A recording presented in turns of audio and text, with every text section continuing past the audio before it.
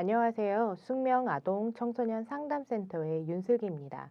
이번 시간에는 4강 어떻게 ADHD 아동의 심리적인 어려움에 대해서 도움을 줄 수 있는지에 대해서 살펴보도록 하겠습니다. ADHD 아동이 아니라 비단 성인이라고 할지라도 자신의 문제로 누군가에게 반복적으로 너 그거 잘못됐어. 그거 아니야. 라와 같은 그런 저지와 비난을 받는다면 상처를 입기 마련이죠. 되게 그런데 ADHD 아이들이 7세 기준으로 진단을 받는다라고 보았을 때 그동안에 그 아이들이 느끼게 되었을 심리적인 어려움에 대해서는 우리가 한 번쯤은 그것들을 알고 이해해 주는 것들이 필요할 것입니다. 그러한 취지로 ADHD 아동이 주로 겪는 심리적인 문제에 대해서 이번 시간에 살펴보도록 하겠습니다. 자, 먼저 어떤 심리적인 어려움이 있는지 한번 살펴보는 게 필요할 것 같습니다. 네, 첫 번째로 보일 수 있는 심리적인 문제로는요, 그 반항적인 태도가 있습니다. 대개는 30% 정도나 집이나 학교에서 요구되는 어떤 규칙을 지키는 것들이 매우 어렵죠. 그래서 따지기도 하고 덤비기도 하고 불같이 화를 내기도 하고 또 규율이나 규칙을 어기고 또 타인에게 고의적으로 괴롭히는 모습도 있습니다. 사실 이것들이 그 ADHD의 원래되는 증상은 아닙니다. 우리가 알고 있죠. 우리 이전 시간에 보았다시피 그것들이 원래 증상은 아니지만 주변에 지속적으로 어떤 지적과 야단을 받게 되면 그것들로 인해서 서운한 감정을 자꾸 겪게 되고 그걸로 인해서 어떤 적개심이 발생을 하게 되는 것입니다. 그래서 그러한 모습들이 드러나게 되는 것이죠. ADHD 아이들은 정상 아동에 비해서 주변 환경을 부정확하게 지각하고 또 왜곡된 사고를 가지고 있을 가능성이 높을 뿐만 아니라 어떤 스트레스 자극에 따른 정서적 취약성도 높기 때문에 어떤 부정적 감정이 지속적으로 쌓이면 이 같은 행동 패턴으로 늘어나기도 한다라는 것입니다. 그래서 생각을 해보면 이 부정확하게 주변 환경을 부정확하게 지각하고 왜곡된 사고를 가질 가능성이 높다라고 이야기를 하는 거는 우리는 어떤 그 상황을 보면 그 아이가 어떠한 행동을 했기 때문에 선생님이 그렇게 할 수밖에 없었다라고 우리는 생각하는 것들이 있지만 이 아이의 입장으로서 보면 왜 나한테만 그래? 왜 나한테만 그렇게 야단을 치지? 선생님 나만 싫어하나 봐. 이런 왜곡된 상황과 그런 왜곡된 사고를 가질 수 있다라는 것입니다. 그러면 우리가 이 아이들을 어떻게 도울 수 있을까요?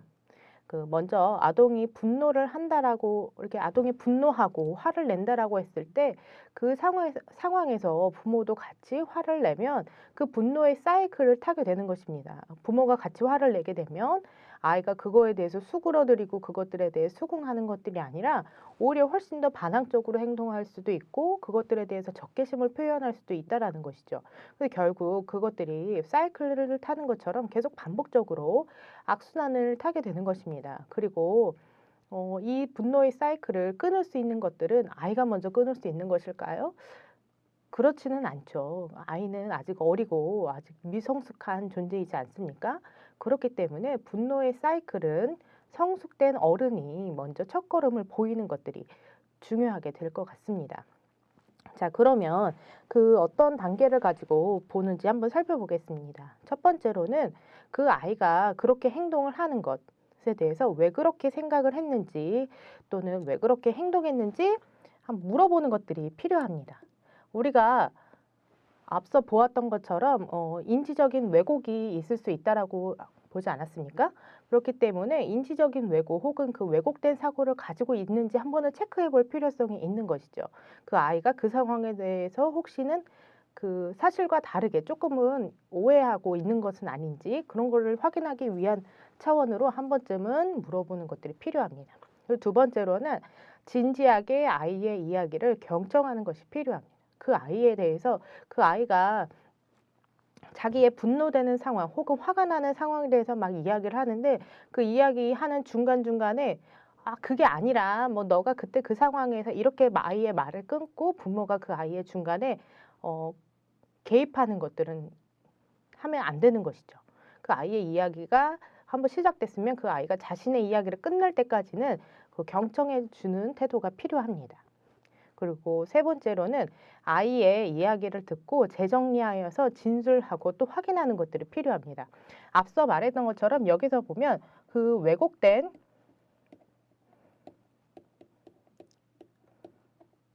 사고라고 하는 것들이 반복적으로 나오는데요. 이 다시 재정리해서 진술하라고 하는 것들은 엄마가 이해한 것들이 혹은 부모가 이해한 것들이 아이가 생각을 했을 때 아이가 이해한 것들이 정말로 맞는지 그렇게 생각한 건지 다시 확인하고 혹시 부모가 잘못 이해하고 있는 건 아닌지 다시 체크를 하는 거죠. 또 네 번째로는 왜곡된 사고를 지니고 반항적 태도를 보이는 것은 아닌지 그때 이제 다시 재진술하고 확인하면서 이제 엄마는 또는 부모가 체크를 하게 되는 것입니다. 그리고 다섯 번째로 주변 환경에 부정확한 지각이라면 그것들에 대해서 잘못된 부분들이 있다면 그것들에 대해서 조절을 해 주는 거죠. 그때 그 상황은 그런 게 아니었고 뭐 다른 이유가 있었던지 아니면 그 상황을 객관적으로 조금 볼 수 있도록 이야기를 해 주고 그에 따른 대응을 할 수 있도록 해 주는 것들이 필요합니다. 이렇게 하는 것들이 어떤 아이와 인지적인 접근으로 하는 방법이라면 조금 더 쉽게 도움을 줄 수 있는 놀이로서의 접근 방법이 있습니다. 그래서 놀이로서의 접근 방법은 첫 번째로는 색깔 두더지 잡기 게임이고요. 두 번째로는 물풍선 터뜨리기 게임이라고 볼 수 있습니다. 이 색깔 두더지 잡기 게임은 우리가 그 옛날에 많이 했던 두더지 잡기 게임을 생각하시면 되는데요. 그래서 냄비 뭐 5, 6개를 뒤집어 놓거나 아니면 이걸 또 어떤 걸 칠 수 있을 만한 그런 것들을 뒤집어 놓으면 괜찮습니다. 뭐 요플레 통을 씻어서 이렇게 놓는 것도 상관이 없겠죠. 그리고 거기에다가 마음에 드는 색깔을 종이에 이렇게 붙이고 난 다음에 아이에게 그게 뭐 국자가 될 수도 있고 젓가락을 들 수도 있고 이렇게 그런 것들을 쥐어줘도 괜찮은 거죠.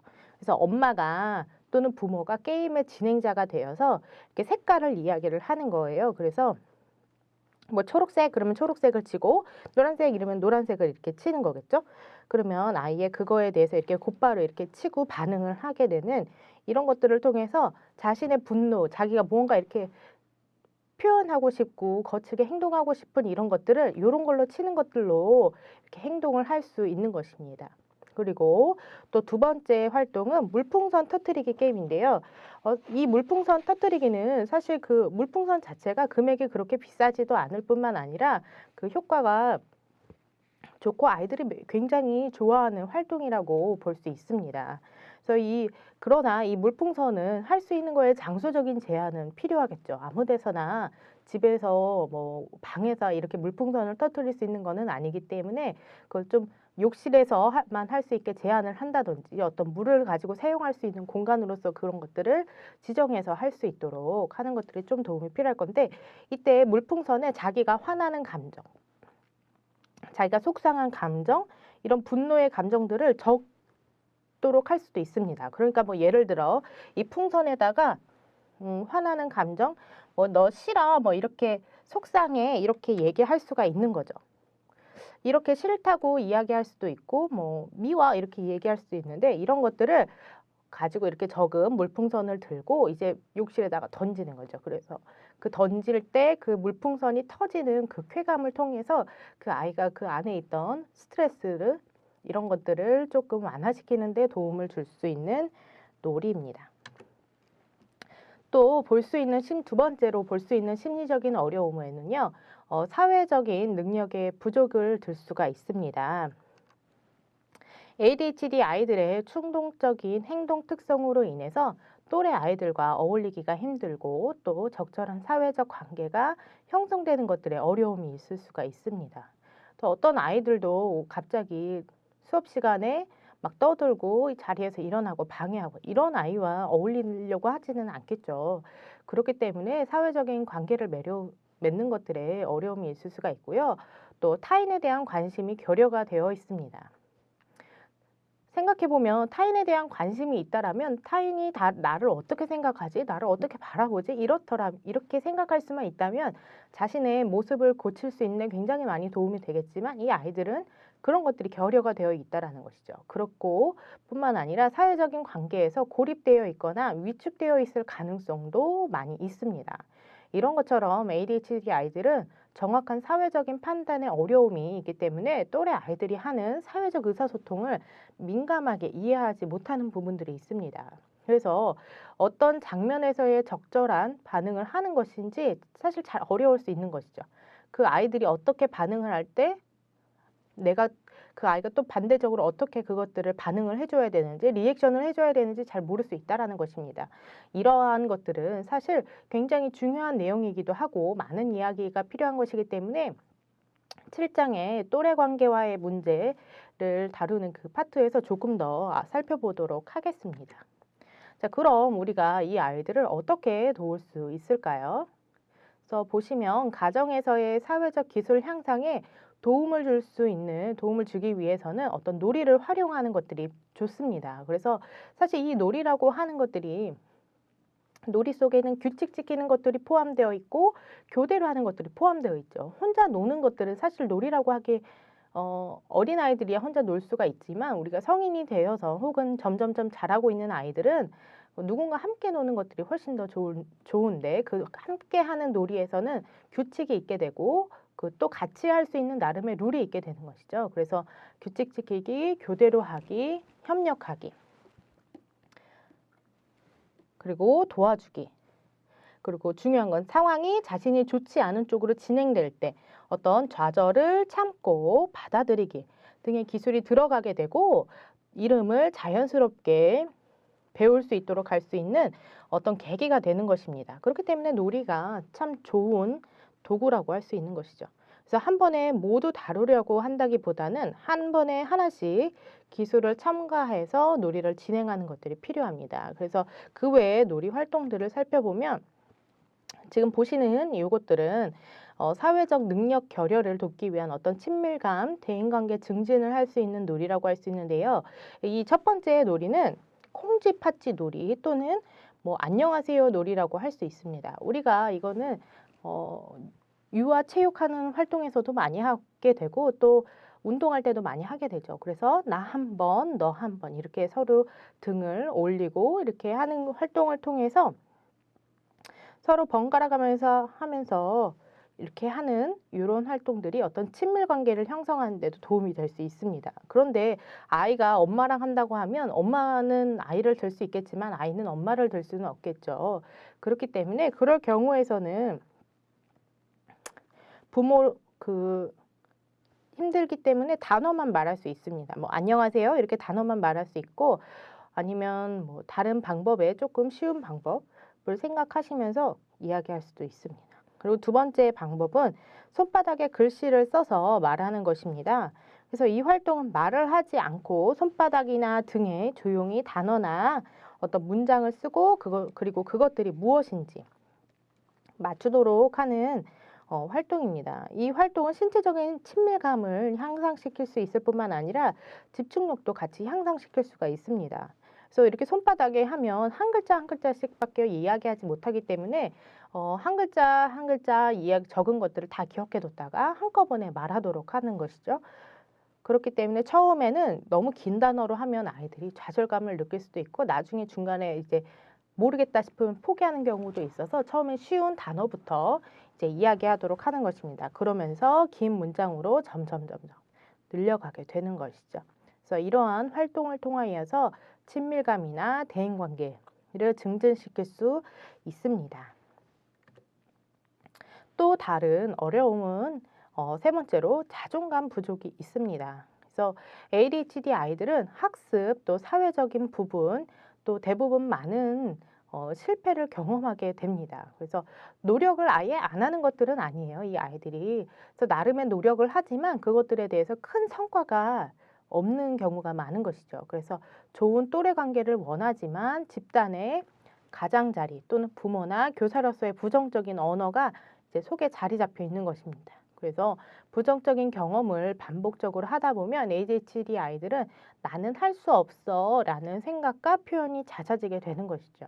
그래서 생각을 해보면 우리도 누군가에게 자꾸 너는 왜 그렇게 못해? 그러면 아니잖아. 안 돼. 그건 안 되는 거야. 이런 부정적인 피드백을 자꾸 받는다면 나라는 존재에 대해서 나는 이런 걸 할 수 없는 아이인가 봐. 나는 잘 못해.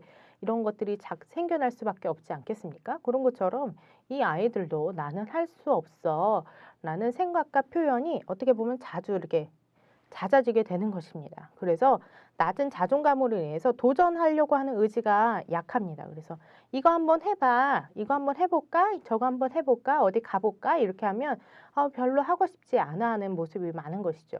그리고 타인에 의존하는 경향도 많이 있습니다. 그래서 엄마가 해줘, 엄마가 해, 도와줘, 나 못해 이렇게 이야기하면서 되게 타인의 의지를 하는 거죠. 그러면서 자신의 능력을 믿지를 않습니다. 또 반대로 하다 보면 아이가 잘하는 것도 있지 않겠습니까? 그런데 반대로 잘 되지 않을 때는 자신의 책임으로 여기고 잘 될 때도 그것들이 내가 잘해서 그런 거라고 생각하지는 않는 것입니다. 그만큼 그 아이들이 어떤 자신감이 결여되어 있는 것이죠. 그리고 또 실패에 대한 두려움, 우리는 이거를 어떤 학습적으로 무기력이 됐다. 무기력이 학습됐다. 그래서 학습된 무기력이라고 이야기를 하는데요. 그런 것들이 들어가 있고 또 쉽게 짜증을 내기도 합니다. 그래서 안 되잖아 막 이렇게 이야기하거나 안 돼 뭐야 안 돼 도와줘 막 이런 식으로 뭐 칭얼거리듯이 이야기할 수도 있고 그것들을 조금 더 화가 나는 모습으로 이야기할 수도 있고 그래서 포기도 빠르고 되게 우울함도 같이 경험하겠죠. 나는 해서 안 되는구나 이런 경험으로 인해서 어떤 우울감도 경험할 수 있습니다.